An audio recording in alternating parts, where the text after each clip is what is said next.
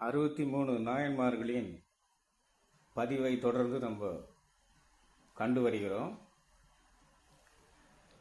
அதன்படி முதல்ல அதிபத்தி நாயனார் பற்றி காணொலியை கண்டிருங்க.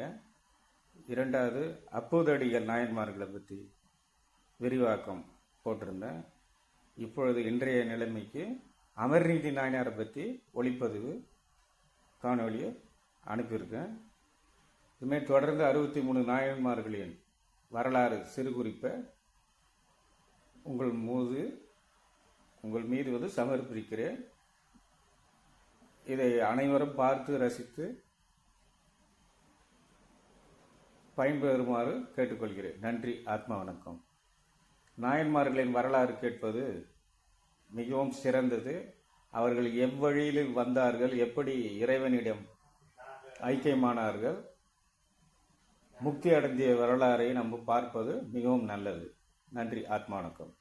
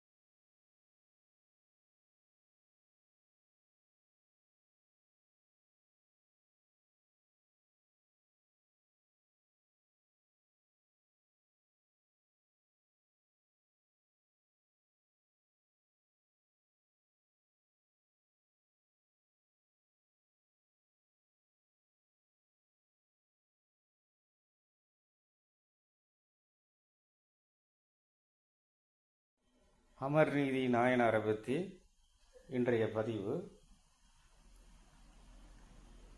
நிறைந்தவராக விளங்கிய அமர்நீதி நாயனார் சிவனடியார்களுக்கு உணவு, உடை, கோவணம் போன்றவைகளை அளித்து வந்தார். முதலிய தொண்டுகளை செய்து வந்தார். சிவனடியார்களுக்கு உணவு கொடுப்பதற்காக திருநள்ளூரில் மடம் கட்டினார். திருவிழா காலங்களில் தம் சுற்றத்தோடு தங்கியிருந்து அடியார்களுக்கு தானம் அளித்து வந்தார். சிவபெருமான் ஒரு நாள் அந்தணர் குலத்திற்கு பிரம்மச்சாரியாக உருங்கொண்டு கையில் 2 கோவணமும் திருநீற்று பையும் தர்ப்பையும் கட்டப்பட்ட ஒரு தண்டுடன் கோவண ஆடையுடன் திருநள்ளூரில் உள்ள அமர்நீதியார் மடத்துக்கு வந்தார். அவரை அமர்நீதியார் வரவேற்று உபசரித்தார். உணவு உண்ண அழைத்தார். பிரம்மச்சாரியார் அதற்கு ஒப்புக்கொண்டு காவிரியில் நீராடச் சென்றார். செல்லும் பொழுது மழை வரக்கூடும் என கூறி தமது தண்டில் கட்டியிருந்த கோவணம் ஒன்றை அவிழ்த்து அமர்நீதியாரிடம் கொடுத்து அதனை பத்திரமாக வைக்கும்படி கூறினார். அமர்நீதியார் அதனை தனியாக ஓரிடத்தில் வைத்தார்.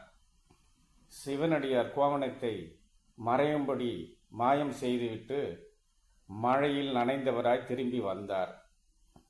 தான் வைத்து சென்ற கோவணத்தை கொண்டு வருமாறு கூறினார். கோவணம் கொண்டு வரச் சென்ற அமர்நீதியார் வைத்த இடத்தில் கோவணத்தை காணாது திகைத்தார். பிறகு எல்லா இடங்களிலும் தேடி பார்த்தும் கிடைக்கவில்லை.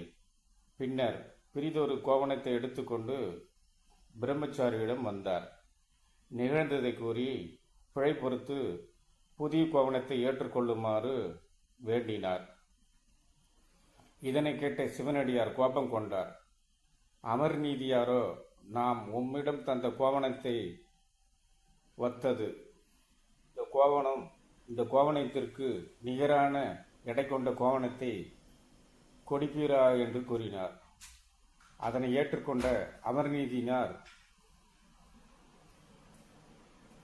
தராசின்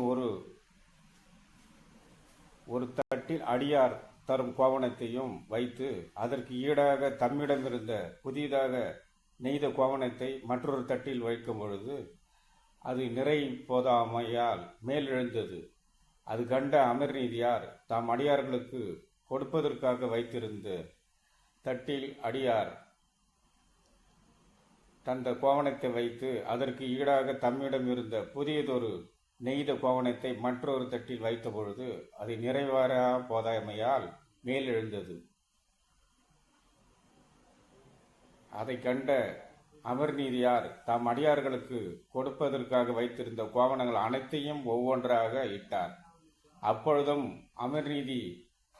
அமர்நீதியாரது தட்டு மேலேறி சிவனறியாது கோவணத்தை எடையால் கீழே தவிழ்ந்தது. அமர்நீதியார் தம்மிடம் உள்ள வெள்ளி நவமணிகள் தம்மிடம் உள்ள பொன் முதலிய நவமணிகளையும் பின்பு தம் மனைவி அருந்தருள் ஆகியோரையும் தட்டில் அமர்த்தினார் வைத்தார். அப்பொழுதும் தண்ணீர் நிற்கவில்லை. பின்பு தம் மனைவி புதல்வன் ஆகியோரையும் தட்டில் அமர்த்தினார். அப்பொழுதும் துவாரத்தட்டு நேர் நிற்கவில்லை. நாயனார் நாங்கள் தட்டுக்கு சமமாக நிற்பதாக என்று கூறி நிகழ்த்தி வந்த தொண்டு குற்றமற்றது என்றால் இத்தராசின் தட்டு சமமாக நிற்பதாக என்று நமச்சிவாயம் என்னும் துத்தெழுத்து மந்திரத்தை 5 எழுத்து மந்திரத்தை ஓதி தொழுது தாமும் அதன் மேல் ஏறி அமர்ந்தார். அந்நிலையில் அத்தராசு தட்டுக்கள் இரண்டும் சமமாய் நேர் நின்றன. சிவபெருமான் திருநல்லூரில் அம்மையப்பராக விளங்கும் திருக்கோலத்தை அமர்நீதியாருக்கு காட்டி அருளினார்.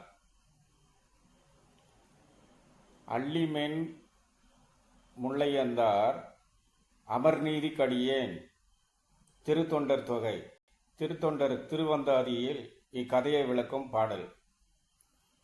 மீண்டும் பொழிற்பழையாரை அமர்நீதி வெண்பொடியின் முண்டத்தரித்த பிறார்க்குள் நல்லூரின் முன் கோவண நேர் கொண்டிங்கருளென்று தன் பெருஞ்செல்வ முன் தன்னையுந்தன் தொண்ட மதிநுதலாளையும் இந்த தொழிலனே என்ற பாடல். திருத்தொண்டர் புராணத்தில் இக்கதையை விளக்கும் பாடல். பழையாறை வணிகர் அமர்நீதி யார்பால் பாவுசிறி முடிவடைவாய் பயிலும் நல்லூர் குழைகாதர் வந்தொருகோ ஓவணத்தை வைத்து கொடுத்தவனை வந்ததொருக்கோ வனத்தை வைக்க கொடுத்தனை எடுத்தளித்து குளித்து வந்து தொழிலாரும் அதிவேண்டி வெடிகுண்டு நீரிந்த துளையிடுக கோவண நேர்தூக்கும் என்னை எழிலோரும் பொன் மனைவி இளஞ்சே ஏற்றி ஏறினார் வானுலகதொழை ஏறினாரே என்ற பாடல் மூலம் நம்ம அறிஞ்சோம். குரு பூஜை. அமர்நீதி நாயனார் ஒவ்வொரு ஆண்டும் ஆனி மாதம் பூரம் நட்சத்திரத்தில் சிவாலயங்களில் குரு பூஜை கொண்டாடப்படுகிறது. நாயன்மார் வரலாறுலாம் இதில் நம்ம இதன் மூலமா நம்ம தெரிஞ்சுக்கிட்டோம். 3 நாயன்மார்களின் வரலாறு முடிந்தது. மொத்தம் 63 நாயன்மார்கள்.